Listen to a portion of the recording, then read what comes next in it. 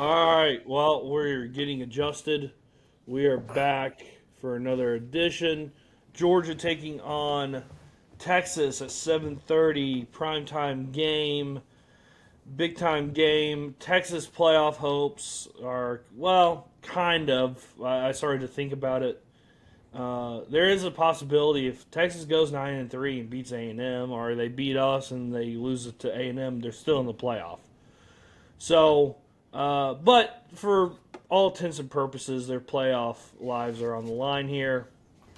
Georgia's not so much. It's a 2 game season with 3 games left. All they have to do is win one, and they're in the playoffs. To be maybe in a puncher chance of being in the SEC championship, which I don't know if that really matters at this point or not. Georgia obviously needs to win this game. So that's where we're at. I wanted to add something, by the way. Dylan Bell fumbled in the red zone near the goal line, and last week, and to all the Auburn fans, it happened in the first half. But you see, what happens is whenever you turn the ball over, you continue to play the game, and eventually you score points. So I just wanted to point that out to Auburn fans. They're not watching, but I just wanted to kind of help them in the football world. Well, they got bigger problems than a fumble right now. But no, looking forward to the game. And I agree with. I know we talked about it a little bit on the show last time. Um, the committee is going to try to find a way. If Texas gives them any reason, the committee will try to find a reason to put them in the playoffs because it's good TV and all those sorts of things. And I do think Texas comes into the game. If you're Sarkisian and the coaching staff and the players, you don't want to be in a position of having them have it be the determining factor. You want the play to be. So in my mind, it makes Texas a little bit more dangerous as their backs are against the wall. And I know we're going to be breaking down and getting into the game, but the biggest thing, as far as I'm concerned, is the differences between the two teams. Is this year Georgia has been able to run the ball, and Texas hasn't. And this is going to be, especially if Kirby gets his way, this is going to be a line of scrimmage game. So Yeah. to me, that's Georgia's hope right there is to be able to run the ball and do it consistently and limit the explosive plays because I don't think Texas is going to be able to run it the way they're going to need to on the road. It's going to be a challenge because Yeah. not because of Georgia's defense necessarily, No. just because I don't think Texas is very good at running the ball. Texas is not very good at running the ball, and then they haven't been really good at playing road games. Look at all their road games that they've played outside of, I guess, Dallas and the Red River. Oh, wow, say that. That's the joke, right? River rivalry, which is a neutral site. They haven't really played all that well. They should have lost to Kentucky, if we're being honest. Lost to Florida. Should have lost to Mississippi State. If Mississippi State was competent, they should have won that game. Um, and really, that fourth quarter against Vandy did not bode well at all. And Texas's front seven is really good. I think they're the number one rushing defense in the conference, and they're probably number two in the country. I don't have the stats right in front of me, but their front seven is really good. Back end, though, just like Georgia, not very good. They can be had on the back end of their defense. They are as healthy as they have been since the start of the season. They have nobody on the injury report, so good for them. Obviously, we have people, but we all know those. So, I if you go and look at all the critical factors, matchup wise, and you get into the numbers, and I've been listening to other people talk about it, and then I've looked into it myself. Every critical factor in this game points to Georgia. So, I know there's a lot of hand-wringing over this game on Georgia's part, and I get it. It's a big game. Texas has looked better as the season's progressed, but everything's pointing into Georgia to win, and I'm just going to go ahead and say it. I think that's what's going to happen. Texas is, by the way, they're one of the worst teams in penalties. They're the most penalized team. They're one of the most penalized teams in the country, and Georgia's not one of the. They're one of the upper teams that are not penalized. So, small factors like that matter. Explosive plays. Georgia's more explosive than Texas. Runs given up and then runs taken or whatever the hell you call it. Runs per play. Georgia beats them in both. Same with passing.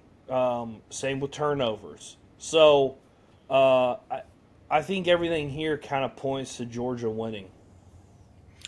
Well, here's the thing that concerns me. I'm going to give you the emotional part of it first. When national pundits, or at least people like Paul Feinbaum, says you basically have to be you have to be Bevo to pick Texas in this game.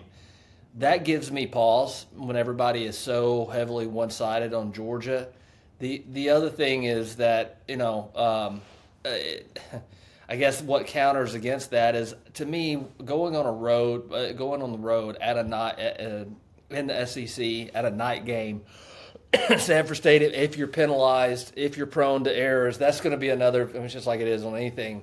You can't get Texas, in my opinion, has got to play the best game they played all year. Yeah. And I don't think Georgia has to play the best game they played all year to win. That's the difference. And could Texas come in and do that? Absolutely. They have the athletes. That's what scares me. Not scares me, but yeah, I mean, you want to look at the teams that Georgia has played this year, and you look at the 4 and 5, blue chip players, 4 and 5 stars. Texas probably comes closer than any team Georgia has played as far as matching up along that. So those things give Texas a chance. But I would agree with you. The reason we're not there, but when we get there, I'm going to pick Georgia only because they're at home and Texas is on the road. That's the reason. And I think it's going to be a close game. And I think turnovers and line of scrimmage is going to be critically important. And that's my take on the game. Well, if it is coming down to the lines of scrimmage, you're going to have to take Georgia. I mean, Texas's offensive line is maybe the worst in the conference. I'm trying to. And we're the worst at putting pressure on a quarterback. So I don't know if we are the worst. Us in Florida. Us in Florida, and I saw Florida harass Arch Manning. So, and Billy, shout out Billy Napier. I always knew he was a good guy. Coming and visiting Athens this week. So, but it's really, I gotta tell you, with Arch, it's not putting. I mean, obviously, any quarterback you put pressure on them, it's going to be a hard day. But if you take away the over top stuff and don't have guys wide ass open streaking down the field, which Georgia does, he's checked down Charlie, man, and he's more of the Peyton Manning camp of you don't go broke taking a profit. You do go broke if you're throwing it only 2 yards down the field. So I think, and I gotta tell you, that fourth quarter against Florida, the whole game against Mississippi State, this defense continues to improve, and there's still guys open streaking down the field, but I gotta tell you, I really kind of like where this team is heading in the direction. If you can't run the ball on them and you're one-dimensional, and you're not hitting big plays down the field. It's going to be a hard night, and I think this is going to be a really difficult game for how Texas is built to beat Georgia. It's just, and also, here's the other thing too, and I saw a clip of Texas's Colin Simmons kind of taking. I don't know what's the word, but he got his feelings hurt, essentially, about it. But a reporter asked, is Georgia the most physical team that you played last year? And he didn't want to answer the question, but Georgia out-physicaled, and that's why they beat Texas twice. And I'm sure Twice. twice. And That's hard to do in 1 year, too, by the way. yeah. And I'm sure that was a talking point to Texas this offseason. But they're not a very physical team. And I'm sure they'll be amped up to play, and they'll probably play hard in this game to make a point. But let's see in the third and fourth quarter who's the most physical team. And I'm always going to put my money with Kirby Smart in Georgia on who's a more physical team. And I think Georgia's going to be able to run. I think Georgia's going to be able, obviously, to pass. I think Gunner's one of the better quarterbacks in the country right now.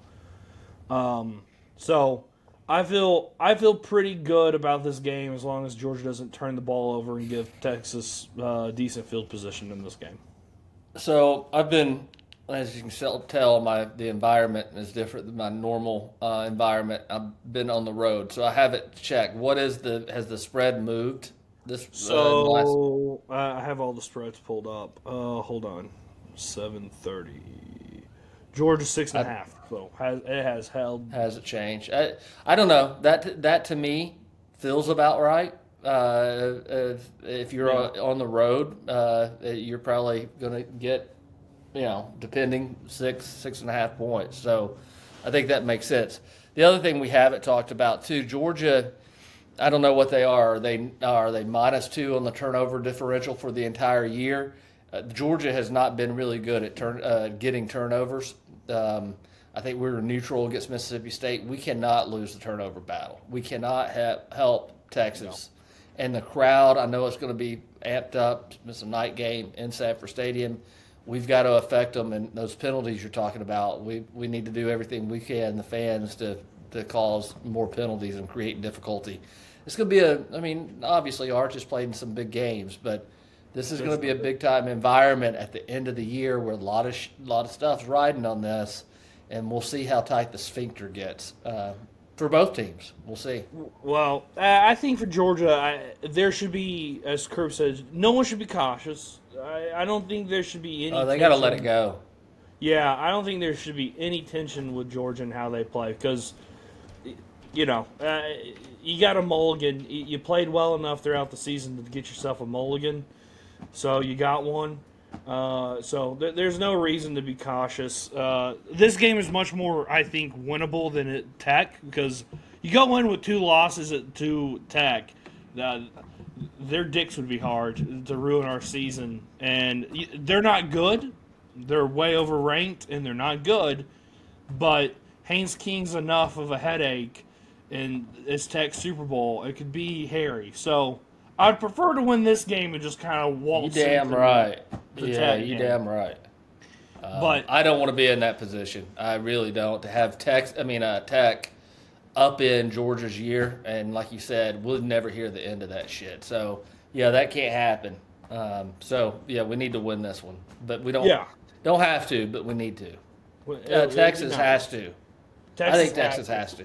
Yeah. I'm kind of with. There'd have to be a lot for them to get in, but it's all possible. By the way, side note, this has nothing to do with the game, has nothing to do with widespread panic and the national anthem, has nothing to do with any of that.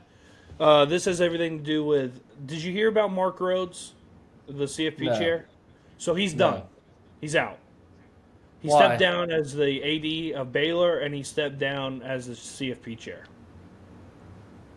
Really? Yep. All over a yellow shirt. Go read it. It's on Outkick. Trey something wrote it. He's been following it this whole time. It was a player who was injured. He wore a yellow undershirt.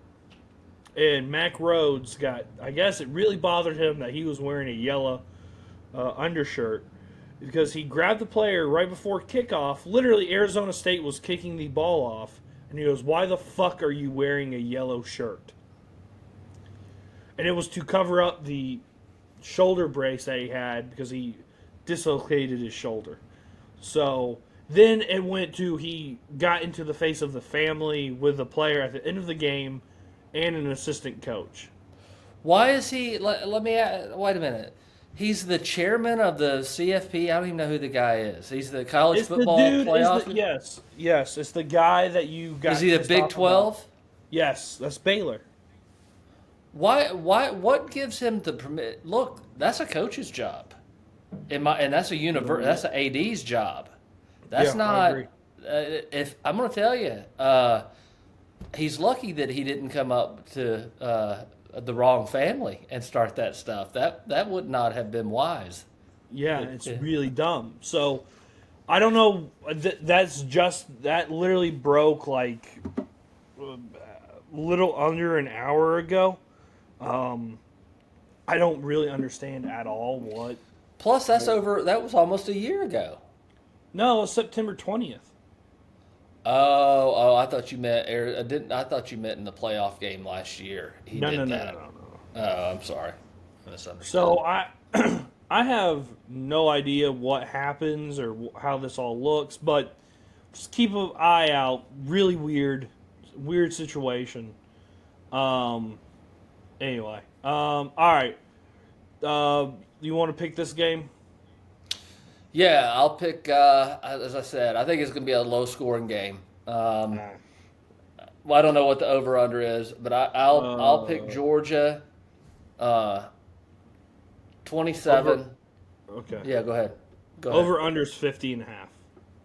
50, 50, 50, right? 50, yeah.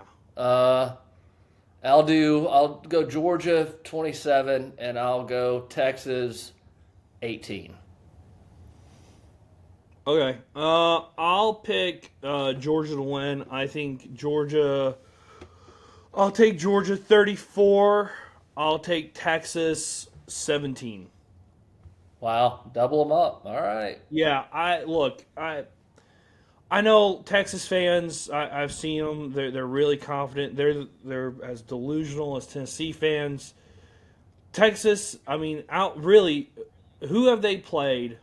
We're going back again outside of Ohio State. Who have they played? Nobody. Well, they played. I'm more of looking in common opponents, right? They played Kentucky and they played Florida. And they played Mississippi State. Those are the three crossovers, as far as I know, right? Yeah. So okay, and they struggled, and they lost to Florida, and they struggled with the other two. Yeah. And I know you could say there's no game transference, and I think there's some argument to that. But at the same time, it tells me, if I'm looking at it, I try to be objective. I agree with you. Texas is not an upper echelon SEC team.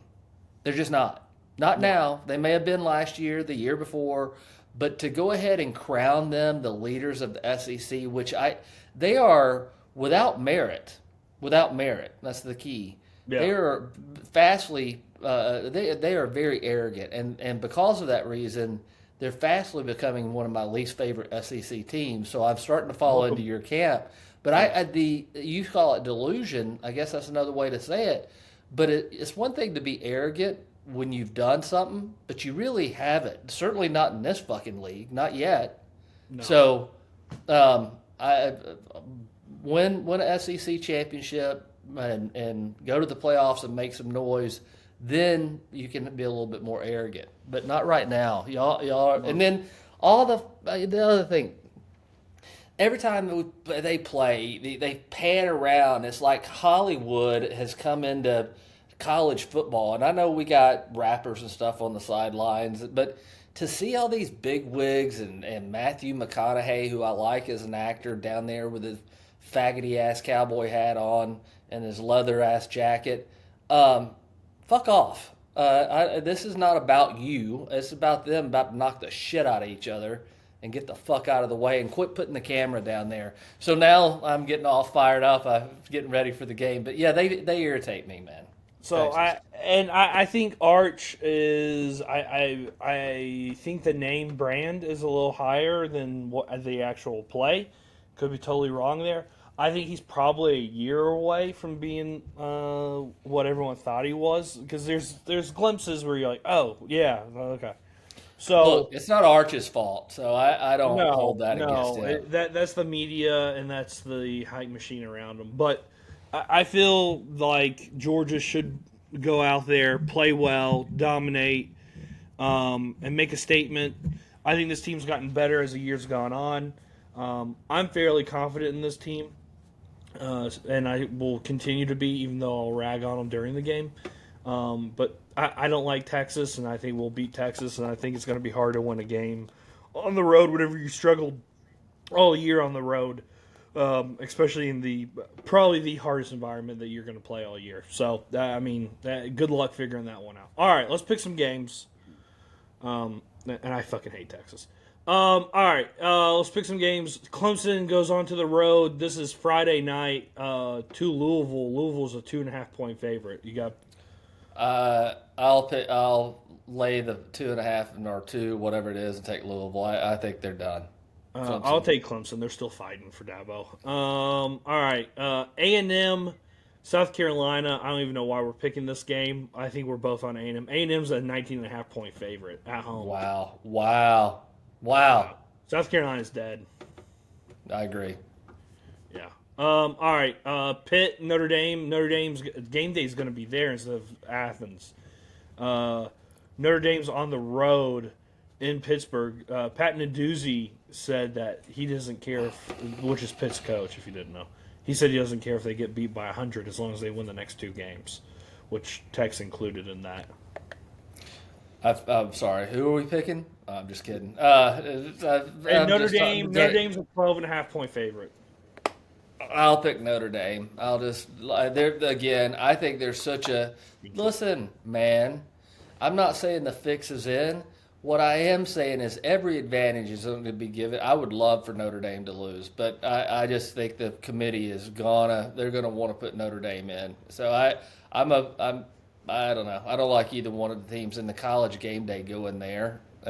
What are you doing? Alabama is at home against Oklahoma. This game leads into our game. This is at 3:30. Alabama's a 6.5-point favorite at home.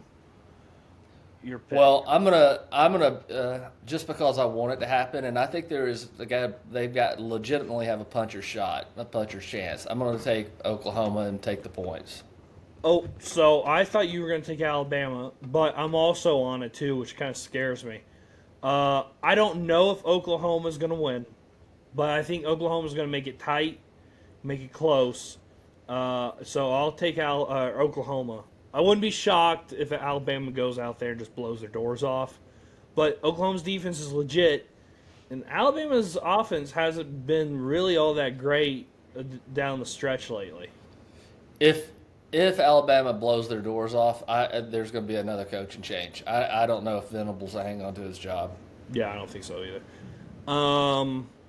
By the way, sneaky, we're not going to pick it, but Boston College plays Tech. It's at BC. BC's kind of fighting. They've been pesky. Look out for Boston College, maybe. Just I'm not a believer, but okay. All right. Bill O'Brien, he took the Penn State job, and then he was Alabama's offensive coordinator, so I don't like him either. So therefore, fuck Boston College. All right. Florida goes to Ole Miss. Ole Miss is a 13.5-point favorite. This is always a spot that Ole Miss loses a game in November. Does Florida do it? No, I do not think they do it. I think that narrative we may lose that. We'll see. And nothing should change that narrative. But I think Hickey Madoodle, Lane Kiffin is comfortable down there, confident. I think their defense is awful, but I think they'll put up enough points. I think Ole Miss will win. I do too. All right. That's it. Outside of the Georgia game, there is not a really Well, game the going best, I guess, in my opinion, the best game besides the Georgia Texas game is the Oklahoma Alabama, and I would be looking for some magic or an upset there. That's what I think is the upset that's coming this weekend. We'll see. Could be. Yeah, that could happen. I wouldn't be surprised if there's some teams that drop their candy where you don't expect it. Like, I don't even know who Miami's playing, but there could be, like, Oregon plays Minnesota on Friday, the weird game. USC, who's kind of sneaky hanging around in the Big Ten, they play Iowa in the Coliseum. There's some weird games going on. I wouldn't be surprised if a team gets got. I think Notre Dame is one of those teams. I think Alabama is one of those teams. That's maybe Ole Miss, but I doubt it. I don't even know who Miami's playing. I can't even see it. It may have a bye. I don't know. I don't know anything about Miami. Oh, Miami plays NC State. Ah. So there you go. So there's some teams here that could get their candy taken, but we'll see. I don't know. All right. So we expect Georgia to win. I'm fairly confident about it. I haven't been nervous about the game. I'll probably be nervous at kickoff, but I haven't been nervous at all. So I feel pretty good. You feel as confident as you can be. That's pretty shocking, which might not be a good sign. All right, so we will see everyone on Monday. Keep subscribing. I saw that we got a couple of subscribers yesterday, so we appreciate that to the 2 people that did. Congratulations. We should give, like, T-shirts away, but we don't make enough money, so we can't do that. But anyway, keep liking, subscribing, comment, give us your score prediction, and then follow us on social media on Twitter, X, Instagram, and TikTok at Terminus Sports _ATL. Terminus Sports _ATL. All capitals on the ATL. I hope you would know that. And anything housekeeping notes before we go? Nope, not for me. Okay. All right. And Chauncey Bowens to have a really big game to go over 100 yards and 2 touchdowns. All right. See everybody on the other side.